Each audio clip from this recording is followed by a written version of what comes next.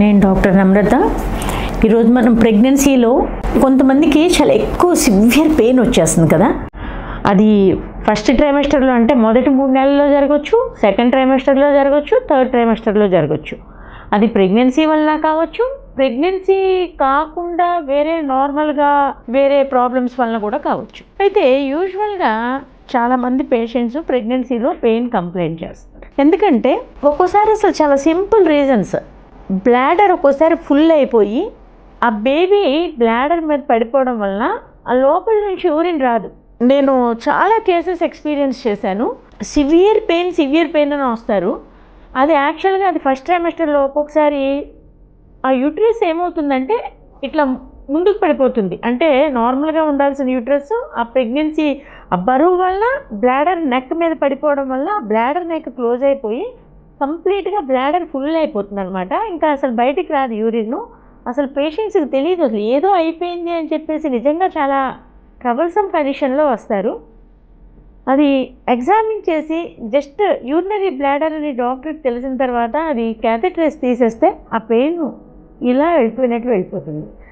అసలు ఒక్కొక్క పేషెంట్ అయితే ఎంత ట్రబుల్ ఫేస్ చేసేవాళ్ళు అంటే ఒక 2 days యూరిన్ వెళ్ళకపోయినా పాపం వాళ్ళకి అది యూరిన్కి వెళ్ళడం లేదు అని తెలియదు. అది ఏదో చాలా సివియర్ కండిషన్ అని చెప్పి చాలా భయపడిపోయారు. తగ్గిపోతుందని కాపడాలు పెట్టుకుని ఇవి పెట్టుకుని పెద్దవాళ్ళు చెప్పిన మెజర్స్ అన్నీ పాటించి అలా కాకపోయినప్పుడు అంత లేట్గా తీసుకొస్తారు. ఎప్పుడైతే ప్రెగ్నెన్సీలో పెయిన్ అనేది వస్తుందో ఇట్ ఇండికేట్స్ అబార్షన్. ఒక్కోసారి అబార్షన్ అయిపోవడానికి అవకాశం ఉంటుంది. విపరీతమైన పెయిన్ వస్తుంది. ఒక్కోసారి కొంచెం బ్లీడింగ్తో కూడిన పెయిన్ వస్తుంది. అంటే అది థ్రెటెన్డ్ అబార్షన్ అంటాం. అంటే అబార్షన్ అవ్వడానికి భయపెడుతూ ఉంటుంది అనమాట అది ఒక ఆ పర్సన్ని, ఆ ప్రెగ్నెంట్ లేడీని. అలాగే ఒక్కోసారి కాన్స్టిపేషన్, సివియర్గా విపరీతమైన కాన్స్టిపేషన్లో కూడా పెయిన్ వస్తూ ఉంటుంది. కొంతమందికి రౌండ్ లెగ్మెంట్ అని ఆ కింద కొన్ని లెగ్మెంట్స్ ఉంటాయి, అది స్ట్రెచ్చింగ్ అవ్వడం వల్ల కూడా చాలామందికి పెయిన్ వచ్చి నడిచేటప్పుడు విపరీతంగా పెయిన్ లాగేయడం, ఆ గ్రాయిన్స్లో కిందకి లాగేయడం బాగా విపరీతంగా నొప్పిగా ఉంటుంది. Round ligament stretching. కొంతమందికి ఫీటస్ మూమెంట్ జరిగేటప్పుడు కూడా కొన్ని కంట్రాక్షన్స్ వస్తాయి, అప్పుడు కూడా పెయిన్ వస్తూ ఉంటుంది. ఇవన్నీ కూడా న్యాచురల్గా కొంచెం ఆ సైడ్ ఈ సైడ్ పడుకుని కొద్దిగా అబ్డామిన్ మీద కొంచెం చిన్నగా ఆయిల్ రాసుకుని కొద్దిగా మసాజ్ చేసుకుంటే అది తగ్గిపోతూ ఉంటుంది. ఒక్కోసారి బ్రాక్షన్ హిక్ కంట్రాక్షన్స్ అని అలా కూడా, అంటే జస్ట్ యూట్రైన్ కంట్రాక్షన్స్ వల్ల పెయిన్ వస్తూ ఉంటుంది. అది కూడా ఇట్లాంటి ప్రాసెస్ వలన స్లోగా కొంచెం చిన్న జెంటిల్ మసాజ్, కొంచెం అటు ఇటు ఒక పొజిషన్లో మార్పు చేసుకుని పడుకోవడం వల్ల తగ్గుతూ ఉంటాయి. ఒక్కోసారి అబార్షన్ అయిపోతూ ఉంటుంది. అంటే బ్లీడింగ్ కనిపించినా లేకపోతే విపరీతమైన పిచ్చి పెయిన్ వచ్చినా ఇమ్మీడియట్గా డాక్టర్ దగ్గరికి మీరు రావాల్సిందే. Next ectopic pregnancy. Ectopic pregnancy ఏంటంటే ప్రెగ్నెన్సీ అనేది గర్భసంచిలో కాకుండా పక్కన మామూలుగా ట్యూబ్స్లో, 2 ఫెలోపియన్ ట్యూబ్స్లో ఎక్కువగా వస్తాయి. కొంతమందికి ఓవరీలో వస్తాయి, కొంతమందికి అబ్డామిన్లో కూడా వస్తాయి.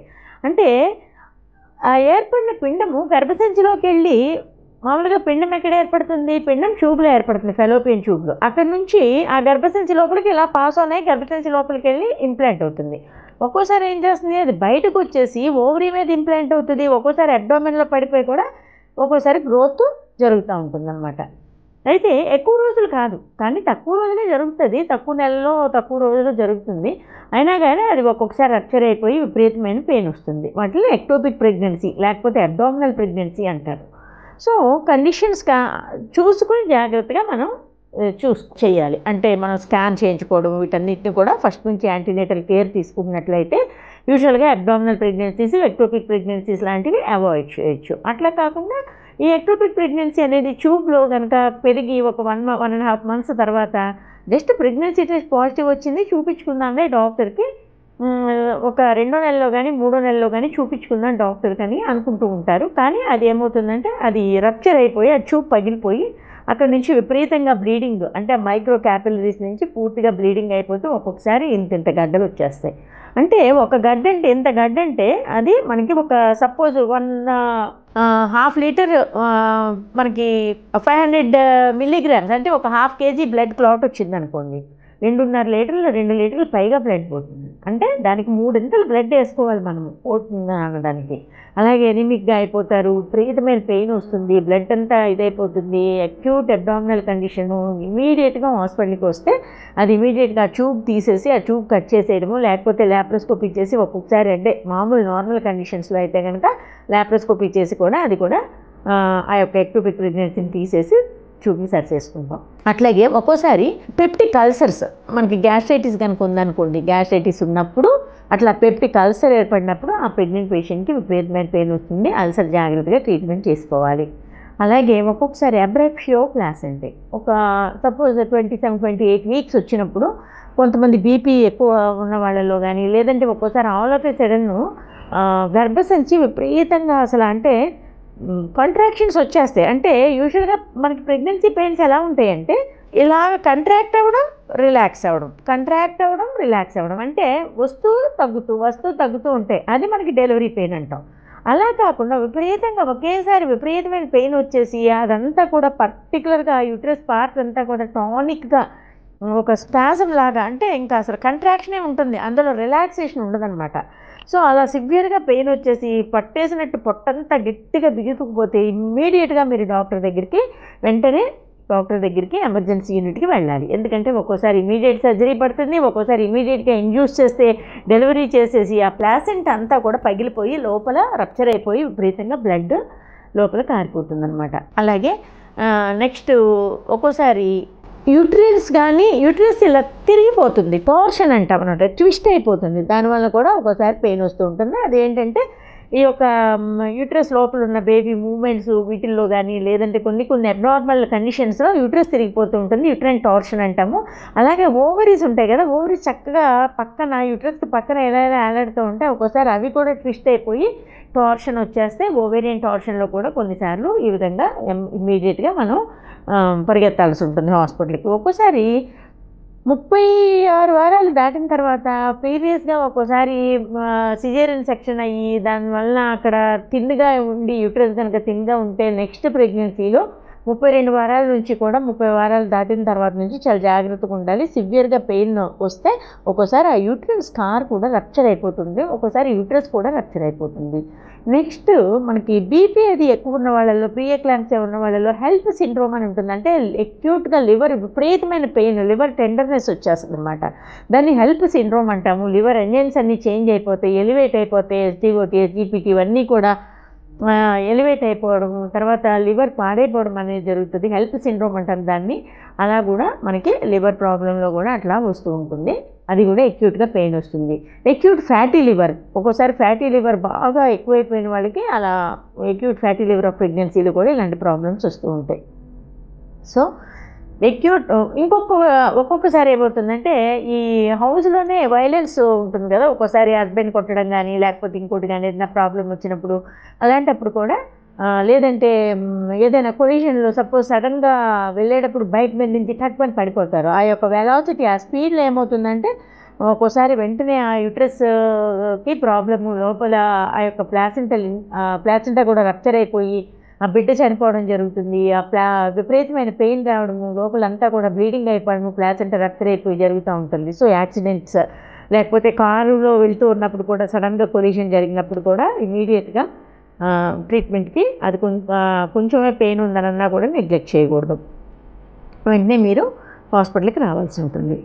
అలా కాకుండా ఒక్కొక్కసారి ఏమవుతుంది, నాన్ ఆబ్స్టెట్రిక్ అంటే నాన్ ప్రెగ్నెంట్ కండిషన్స్లో కూడా ఈ అక్యూట్ పెయిన్ అబ్డామిన్ వస్తుంది.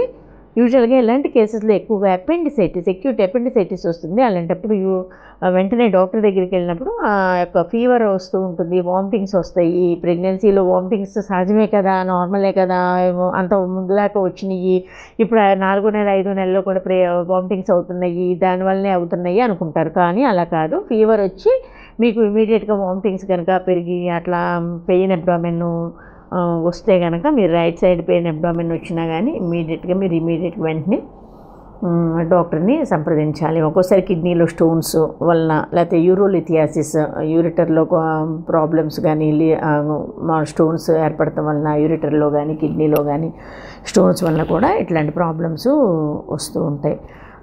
పెయిన్ విపరీతంగా వస్తుంది. అక్యూట్ అపెండిసైటిస్లో యూజువల్గా మనం ఏంటంటే ప్రెగ్నెన్సీలో సర్జరీ చేయము. సపోజ్ అదే 36 వారాలు 37 వారాలు ఆ టైంలో వస్తే కనుక సిజేరియన్ సెక్షన్ చేసి బేబీని తీసేసి ఇమీడియట్గా మనం సర్జరీ చేసుకోవచ్చు. లేదు అంటే యూజువల్గా యాంటీబయాటిక్స్ వాడి మనం ట్రీట్మెంటు జాగ్రత్తగా ఇచ్చుకుంటూ అది కొంతవరకు కంట్రోల్ అయ్యేలాగా చేస్తూ ఉంటాం అపెండిసైటిస్లో. అట్లాగే సివియర్ గ్యాస్ట్రో ఇంటెస్టినల్ రిఫ్లెక్స్ వస్తూ ఉంటుందన్నమాట. ఎందుకంటే ఈ యొక్క టానిసిటీ ఆఫ్ ద స్పింక్టర్స్ తగ్గిపోతుంది ప్రెగ్నెన్సీలో, చాలా సాఫ్ట్గా పనిచేస్తూ ఉంటాయి. సో సరిగ్గా రిఫ్లెక్స్ అది కూడా విపరీతంగా ఎక్కువైపోయి దాన్ని రిఫ్లెక్స్ యాక్షన్ మళ్ళీ మనం బ్యాక్కి తీసుకోలేక ఒక్కొక్కసారి చాలా పెయిన్ వస్తూ ఉంటుంది. అట్లాంటప్పుడు ఇమీడియట్గా డాక్టర్ని అప్రోచ్ అవ్వడము, ఒకవేళ గైనకాలజిస్ట్ వల్ల కాకపోతే డెఫినెట్గా మనకి గ్యాస్ట్రోఎంట్రాలజిస్ట్ దగ్గరికి పంపించడం ఒక్కోసారి జరగాల్సి వస్తుంది. అలాంటిది మళ్ళీ ఒక్కొక్కసారి కోలిసిస్టైటిస్ లేకపోతే కోలిలిథియాసిస్, గాల్ బ్లాడర్లో స్టోన్స్ వల్ల కానీ గాల్ బ్లాడర్ సివియర్గా ఇన్ఫెక్షన్ అవ్వడం వల్ల కానీ జరుగుతుంది. సో ఇలాంటి కేసెస్లో స్కాన్ ఒకటి, నెక్స్ట్ ఎంఆర్ఐ కానీ అలాంటి సిటీ స్కాన్ కానీ చేసి ఆ యొక్క దీన్నంతా కూడా మనము క్లియర్ చేసుకుంటాము. సో అలాంటప్పుడు ఇమీడియట్గా అక్యూట్ ప్యాంక్రియాటిటిస్ కొన్ని కేసెస్లో యూజువల్గా యాంటీబయాటిక్ ట్రీట్మెంట్తోనే సరిచేస్తాము. ఇన్ కేసు అలాంటివి కావు అన్నప్పుడు ఒక్కోసారి మనం ఏం చేయాలంటే లాప్రోస్కోపిక్ సర్జరీ కూడా చేయొచ్చు. యూజువల్గా ఇదివరకు సెకండ్ ట్రైమెస్టర్లో అంటే 4 నెలలు పూర్తయిన తర్వాతే లాప్రోస్కోపిక్ సర్జరీ చేయొచ్చు అనేవాళ్ళు. కానీ ఇప్పుడు laparoscopic surgery even during first trimester కూడా చేస్తున్నాము. ఒక్కోసారి ఒక ఎక్టోపిక్ ప్రెగ్నెన్సీ, నాకు ఒక 2-3 ఎక్టోపిక్ ప్రెగ్నెన్సీలు అదే కేసులో నార్మల్గా ప్రెగ్నెన్సీ యూట్రస్లో ఉండేదన్నమాట. సో ఎక్టోపిక్ ప్రెగ్నెన్సీ లాప్రోస్కోపీ చేసి అది తీసేసేవాళ్ళం. అదేం పెద్ద ప్రాబ్లం కూడా వచ్చేది కాదు. ఇప్పుడు ఏ ట్రైమెస్టర్లో అయినా కూడా మంచి నాలెడ్జ్ అంతా ఇంప్రూవ్ అయింది కాబట్టి మనకి లాప్రోస్కోపిక్ ఫెసిలిటీస్ చాలా బాగా వచ్చినాయి కాబట్టి ఫస్ట్ ట్రైమెస్టర్ అవ్వచ్చు, సెకండ్ అవ్వచ్చు, థర్డ్ అవ్వచ్చు, ఎప్పుడైనా కానీ మనం లాప్రోస్కోపిక్ సర్జరీస్ చేసుకోవచ్చు. అది వేరే ఏం ప్రాబ్లం ఏమి ఉండదు. నెక్స్ట్ ఈ కండిషన్ డెవలప్ అయినప్పుడు ముందు అది ప్రెగ్నెన్సీలో మామూలుగానే పెయిన్ వస్తుందిలే, ఏం ప్రాబ్లం లేదులే అనుకోవద్దు. ఎవరు కూడా చాలా ఫాస్ట్గా మీరు రియాక్ట్ అవ్వాలి. ఎలాంటి పెయిన్ అవ్వచ్చు, ఫస్ట్ ట్రైమెస్టర్లో అవ్వచ్చు, సెకండ్ ట్రైమెస్టర్లో అవ్వచ్చు, అబార్షనే అవ్వచ్చు, లేకపోతే simple urinary bladder neck obstruct అయిపోయి యూరిన్ రాకపోవచ్చు, లేకపోతే విపరీతంగా కాన్స్టిపేషన్, మోషన్ ఫ్రీగా అవ్వకపోవచ్చు. ఏదైనా కానీ మీరు ఇమీడియట్గా ప్రెగ్నెన్సీ అనేది ఒక ఇంపార్టెంట్ మనకి ఈవెంట్ కాబట్టి ఆ అది ఇంపార్టెంట్ ఈవెంట్ అనే కాదు, అందులో వచ్చే ప్రాబ్లమ్స్ మరీ చాలా సివియర్గా వస్తూ ఉంటాయి. కాబట్టి డెఫినెట్గా మీరు ఇమీడియట్గా అది రియాక్ట్ అయ్యి ఇమీడియట్గా డాక్టర్ని సంప్రదించి దానికి సరైన ట్రీట్మెంట్ తీసుకోవడం అనేది చాలా చాలా ఇంపార్టెంట్. కాబట్టి ఎప్పుడైనా సరే ప్రెగ్నెన్సీలో మీరు పెయిన్ వచ్చినప్పుడు ఒక్కోసారి ఇంటెస్టైనల్ అబ్స్ట్రక్షన్స్, ఏదైనా మనం తిన్న ఆహారం కనుక ఇదైపోయి ఇంటెస్టైన్ లోపల అబ్స్ట్రక్షన్ కూడా ఒక్కోసారి జరుగుతూ ఉంటుంది. సో ఇలాంటి ప్రాబ్లమ్స్ అన్నీ మనం చాలా జాగ్రత్తగా సరి చేసుకుని ట్రీట్మెంట్ తీసుకోవడం అనేది చాలా చాలా ఇంపార్టెంట్.